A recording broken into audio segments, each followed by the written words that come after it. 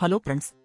இன்னைக்கு நாம பார்க்க போறது உலக சினிமாவையே வியக்க வைத்து ஒரு மிரட்டலான crime thriller memories of murder 2. இது வெறும் படம் மட்டுமல்ல, கொரியாவில் நிஜமாவே நடந்த ஒரு நடுங்க வைக்கும் சீரியல் கில்லர் ஸ்டோரி.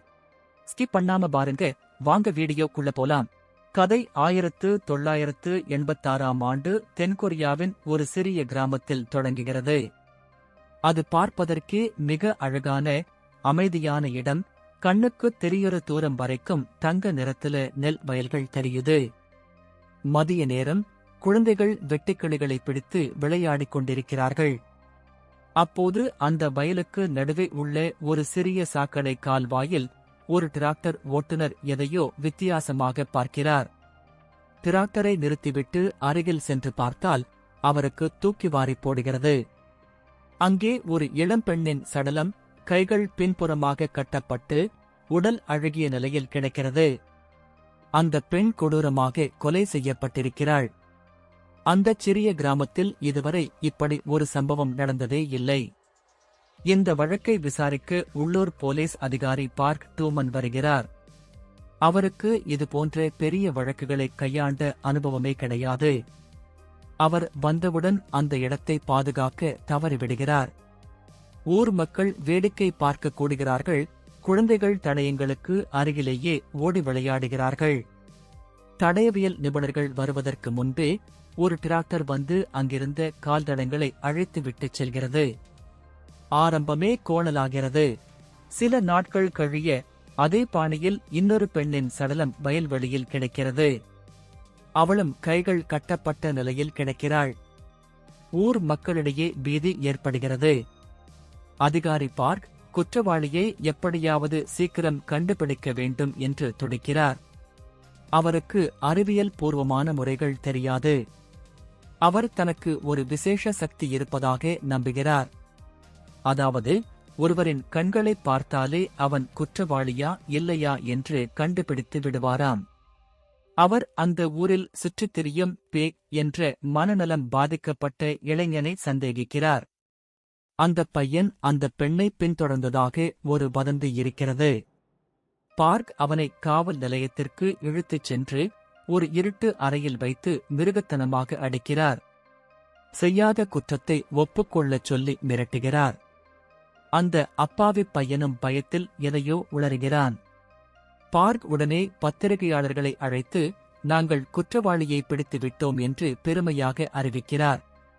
இந்தச் சமயத்தில்தான் தலைநகர் சியோலில் இருந்து சியோ டெயோன் என்ற ஒரு இளம் துப்பறியும் அதிகாரி அந்த கிராமத்திற்கு வருகிறார். அவர் மிகவும் அமைதியானவர், ஆனால் ஆதாரங்களை மட்டுமே நம்புபவர். வந்தவுடனே அவர் பழைய கோப்புகளை அலசி பார்க்கிறார்.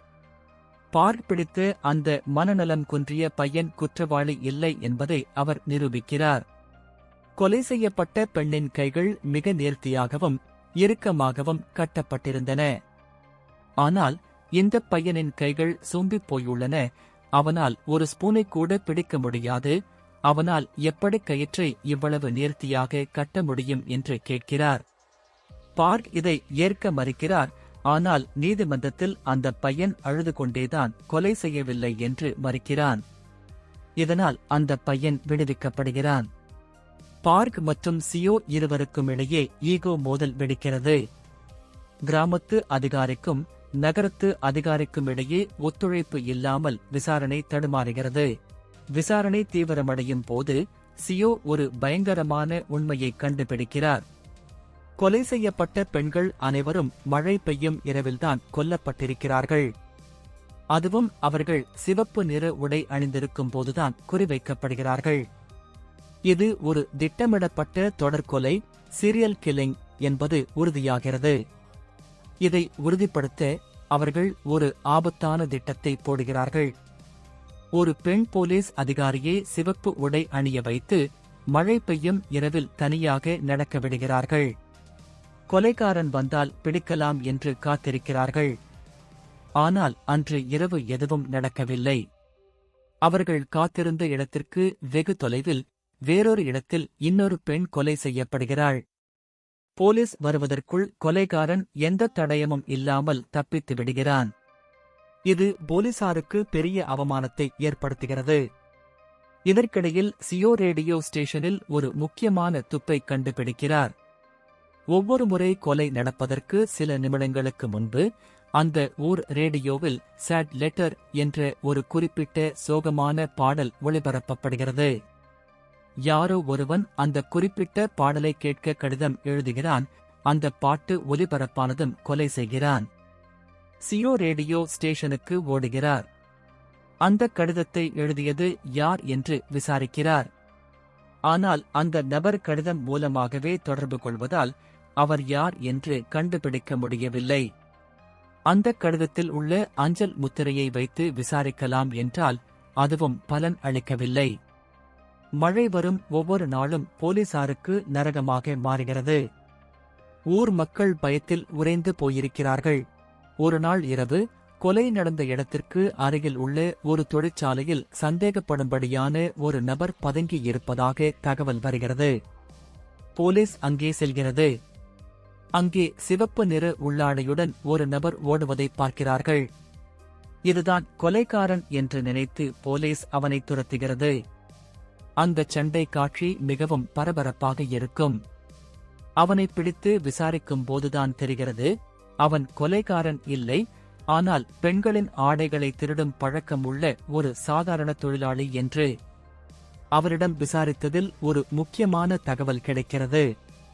அவன் ஒருமுறை கொலை நடந்த இடத்திற்கு அருகில் ஒளிந்திருந்த போது ஒரு உருவத்தை பார்த்ததாகச் சொல்கிறான்.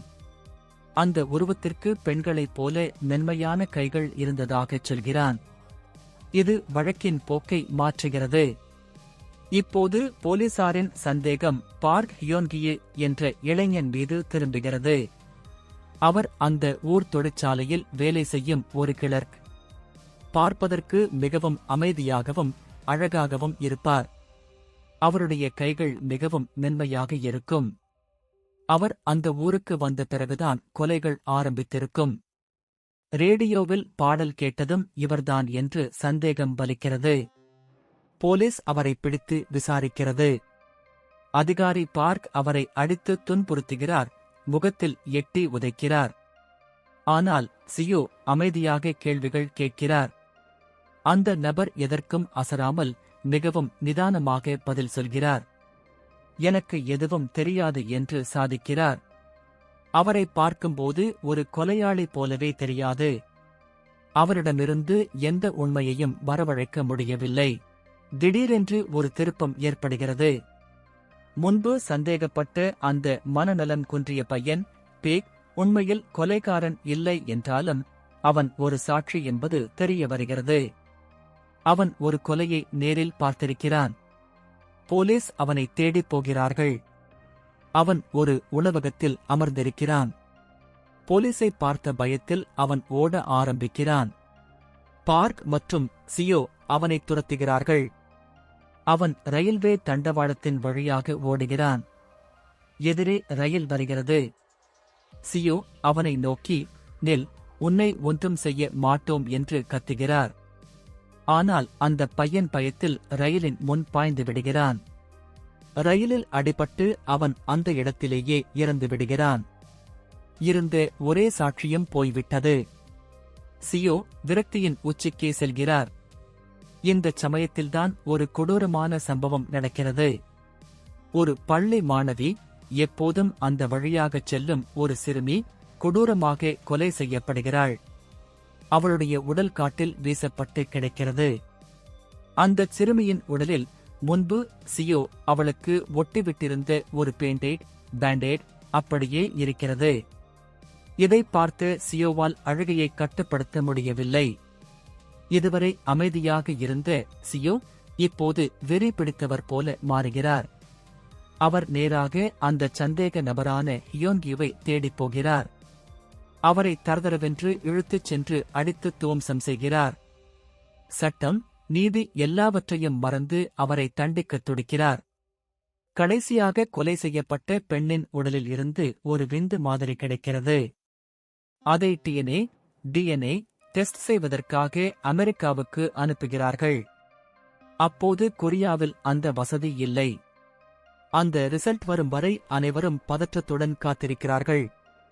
ஒரு மழை பெய்யும் இரவில் ரயில்வே சுரங்கப் பாதையில் சியோ அந்த சந்தேக நபரை மிரட்டிக் கொண்டிருக்கிறார். நீதான் கொன்றாய் என்று ஒப்புக்கொள் என்று துப்பாக்கியை வைத்து மிரட்டுகிறார். அப்போது அதிகாரி பார்க் கையில் ஒரு கவருடன் ஓடி வருகிறார். அது அமெரிக்காவிலிருந்து வந்த டிஎன்ஏ ரிசல்ட். சியோ அதை ஆவலுடன் வாங்கி பார்க்கிறார். அதில் உள்ள முடிவை பார்த்ததும் அவர் அதிர்ச்சியில் உறைகிறார். டிஎன்ஏ பொருந்தவில்லை, நெகட்டிவ் என்று வந்திருக்கிறது. சியோவால் இதை நம்ப முடியவில்லை. இது பொய், இவன்தான் குற்றவாளி, எனக்கு தெரியும் என்று கத்துகிறார். ஆத்திரத்தில் அவர் அந்த நபரைச் சுடப்போகிறார். ஆனால் பார்க் அவரை தடுத்து நிறுத்துகிறார். அந்த சந்தேக நபர் கைவிலங்குடன் அந்த இருண்ட சுரங்கப் பாதைக்குள் மெதுவாக நடந்து மறைகிறான். அவன் குற்றவாளியா இல்லையா என்று தெரியாமலே அவன் தப்பித்து விடுகிறான். மழையில் நனைந்தபடி 2 போலீஸ் அதிகாரிகளும் செய்வதறியாமல் நிற்கிறார்கள். அவர்கள் தோற்றுவிட்டார்கள். இத்தனை முயற்சிகளும் வீணாகிவிட்டன. அந்த கொலையாளி யார் என்று கண்டுபிடிக்கப்படாமலே வழக்கு முடிவுக்கு வருகிறது. கதை பல வருடங்களுக்குப் பிறகு 2003ஆம் ஆண்டிற்கு வருகிறது. அதிகாரி பார்க் இப்போது போலீஸ் வேலையை விட்டுவிட்டு ஒரு சாதாரண பிசினஸ்மேனாக மாறிவிட்டார். அவருக்கு திருமணமாகி குழந்தைகள் இருக்கிறார்கள். ஒரு நாள் அவர் வேலை விஷயமாக அந்த பழைய கிராமத்து வழியாகச் செல்கிறார். வண்டியை நிறுத்திவிட்டு முதல் கொலை நடந்த அந்த வயல்வெளிக்குச் செல்கிறார். அந்த பழைய சாக்கடை கால்வாயை எட்டிப் பார்க்கிறார். அப்போது அங்கே ஒரு சிறிய பெண் வருகிறாள். இங்கே என்ன பார்க்கிறீர்கள் என்று கேட்கிறாள். பார்க் சும்மா பழைய ஞாபகம் என்கிறார். அதற்கு அந்த சிறுமி, கொஞ்ச நாள் முன்னாடி கூட ஒருத்தர் வந்து இப்படித்தான் பார்த்தார். அவர் சொன்னார், தான் இங்கே ரொம்ப நாளைக்கு முன்னாடி ஒரு காரியம் செய்ததாகவும் அதை நினைவுபடுத்தி பார்க்க வந்ததாகவும் சொன்னார் என்கிறாள். பார்க் அதிர்ச்சியாகி, அவன் பார்க்க எப்படி இருந்தான் என்று கேட்கிறார். அந்தச் சிறுமி சொல்கிறாள், அவன் பார்க்க ரொம்பச் சாதாரணமாக இருந்தான், ஆர்டினரி என்று. இதைக் கேட்டதும் பார்க்கின் கண்கள் கலங்குகின்றன. அந்தக் கொலையாளி இன்னும் நம்மோடுதான் கூட்டத்தோடு கூட்டமாக வாழ்ந்து கொண்டிருக்கிறான் என்பது அவருக்குப் புரிகிறது. அவர் அப்படியே கேமராவை உற்றுப் பார்க்கிறார். ஒருவேளை இந்த படத்தை அந்த கொலையாளியும் பார்த்துக் கொண்டிருக்கலாம் என்பது போல அந்த நேரடி பார்வையுடன் படம் முடிகிறது. இதே மாதிரி இன்னும் நிறைய மிரட்டலான சினிமா கதைகளை தெரிஞ்சுக்க நம்ம சேனலுக்கு இப்பவே சப்ஸ்கிரைப் பண்ணிடுங்க. அடுத்த வீடியோல சந்திப்போம்.